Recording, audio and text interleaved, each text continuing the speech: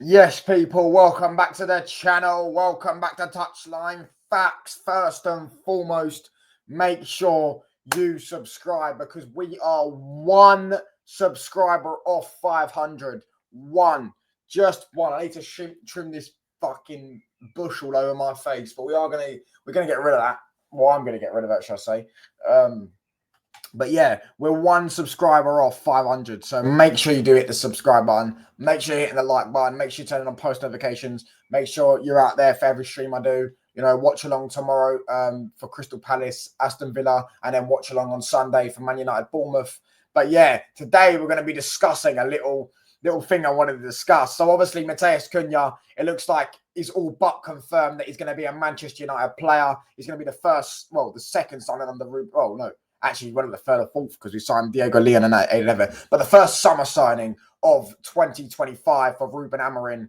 And it's just hilarious seeing all the saltiness from rivals. I've got my own mate texting me saying this is going to be a shit signing. He's an Arsenal fan, by the way. He's sending me a voice note. He was going, "It's going to be a shit signing." He said Arsenal could have bought him, but we just didn't want him because he's not good enough. Man United fans are gassing up a shit player, a dead player, and all the other rival fans, all the other tiers, not even rivals, by the way. The fans that want to be rivals with us, the Aston Villa fans, which is what I'm going to show you. And obviously, I've seen Newcastle fans because Newcastle wanted him at their football club, yet they couldn't get him because big old Man United stole another player, ruined another livelihood for Newcastle. Do you know what I'm saying? Just like we do all the time, because at the end of the day, lads, there's only one United, and that is in the eyes of everyone except themselves. There's only one United, and that is Man United. So yeah, getting into it basically for all you, as I say, you don't know. Matheus Cunha, obviously, as I say, it's all but confirmed. And I've just seen nothing but rivals here saying, why is he going there for? How can they still attract the best players? Why is he going there? Look at all the players they've ruined over the years. Oh, he's going to ruin his career. So my camera's gone out of focus. It's absolutely wonderful drinking their tears. I've got a whole big load of Buxton water, which is full of rival tears. I've got some chips later on. I want some more salt on my chips. Do you know what I'm saying? So let's get into it. So let's show you the tweet I'm talking about. We're going to get the proper screenshot though, because I don't like this one. There you go. Look. So this. Obviously, transfer news live. Manchester United says breaking. Manchester United negotiators for Matheus Cunha are now at advanced stages. They are confident to get the deal done. Formal steps will follow. I can't be able to read the rest. And then he put that Josh Up is hilarious, by the way, that a Villa fan saying this. Why has he gone there? Why do players still go there? Someone tell Josh Up. By the way, after sitting there, and this is Villa fans, by the way, sitting there pretending the last couple of months that Marcus Rashford is somewhat a good footballer.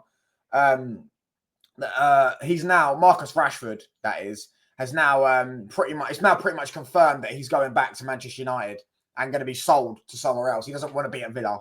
Do you know what I'm saying? So Rashford, after all that twerking, Rashford would still rather go back to a club that doesn't want him in Manchester United than go and play for Villa.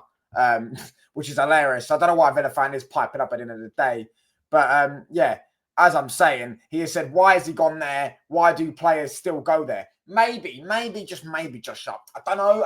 Maybe it is just because we're the biggest club in the country. I don't quite know. I mean, does someone want to let me know? I mean, maybe that is. I can't quite put my finger on it, but I'm pretty sure that it might be we are the biggest club in the country. I don't know. I'm pretty sure we might have just won another trophy recently. So what's that? In the last 2 seasons, we're the second most successful team in England. Well, going to be draw with Liverpool now, unless we win the Europa League, and then we're back to being the second most. You know what I'm saying? Mate, I don't know. I don't quite know what. I don't know. Maybe we just win trophies even when we're shit. Do you know what I'm saying? Maybe it is also part of, a legacy thing of I can be part of the squad. I can be the figurehead in bringing Manchester United back to the promised land. Maybe just maybe that is. Do you know what I'm saying? That type of thing will always hold more weight than sitting there getting 8th or 7th place for Aston Villa. And you know what I'm saying? Hearing a few Villa fans, few villains, few Brummies sitting there going, Villa, Villa, Villa, as they finish 8th. Do you know what I'm saying? So at the end of the day, maybe, I can't quite put a finger on it, but that is it. Now let's get to this one. Josh Up says it. He carries it on saying it hasn't happened in the last decade since Fergie left. That doesn't mean anything, by the way, because Liverpool, as I said, Liverpool signed Van Dijk when Man City were top of the league. Man City wanted him. Liverpool hadn't won a league in 30 years, and they still signed Van Dijk. They still signed top players. Sadio Mane was wanted by quite a few clubs, and he signed for Liverpool. So that type of thing doesn't really make sense. But yeah, it hasn't happened in the last decade since Fergie left. Going through 7 managers too.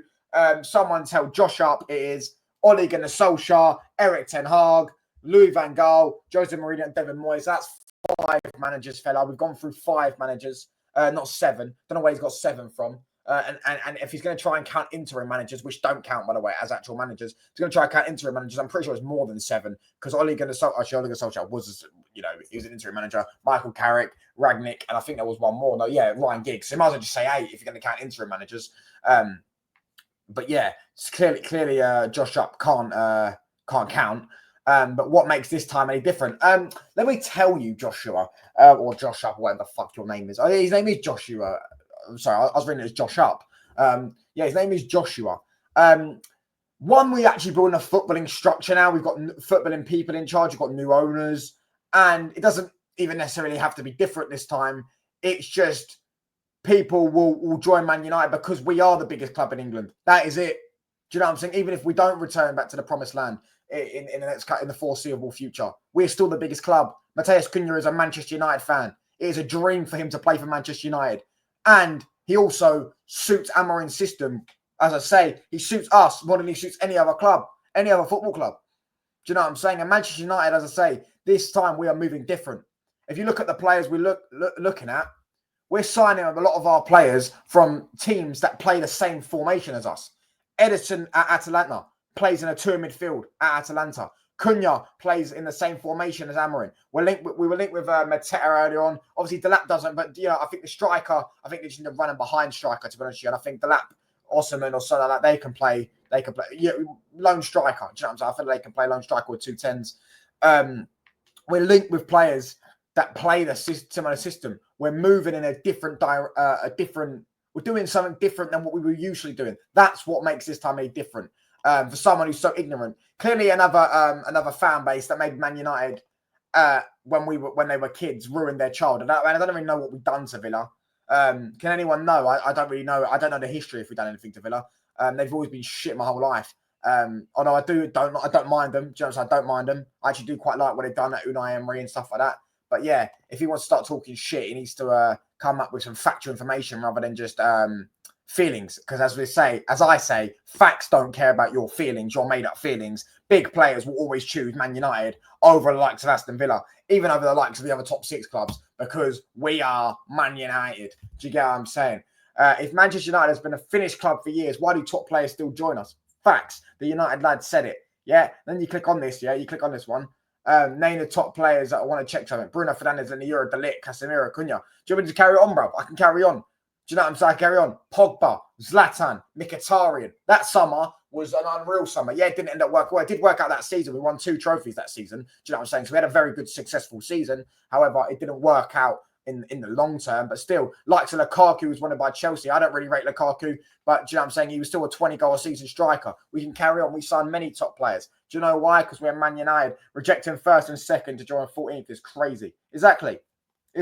People can say the same thing about every football club, by the way. Same with Arsenal. They signed Gabriel Magalhaes. Let's click off this now. Sorry. Gabriel Magalhaes, apparently Man United wanted him. I don't remember us wanting him, but apparently we did want him. When they were 8th and we were 2nd. When we were 3rd, sorry, they were 8th. Do you know what I'm saying? So, bro, this camera keeps going out of focus. At the end of the day, like, big clubs will always have a certain level of pull. And yeah, that's how it is. And Aston Villa wouldn't know that because, as I say, it's a lot of it is the small clubs that would say that. But then I am seeing Liverpool fans say it as well. But like, yeah, a lot of it is the Newcastles, the Aston Villas that just don't understand that when you're a big club, yeah, like an actual massive club, humongous club. You've also got the financial package. You've got the social media package, all that stuff. So at the end of the day, that's why we will always sign big players. Anyways, I'm out, people. Subscribe if you're new. Road to 500. I'm out. Bosh.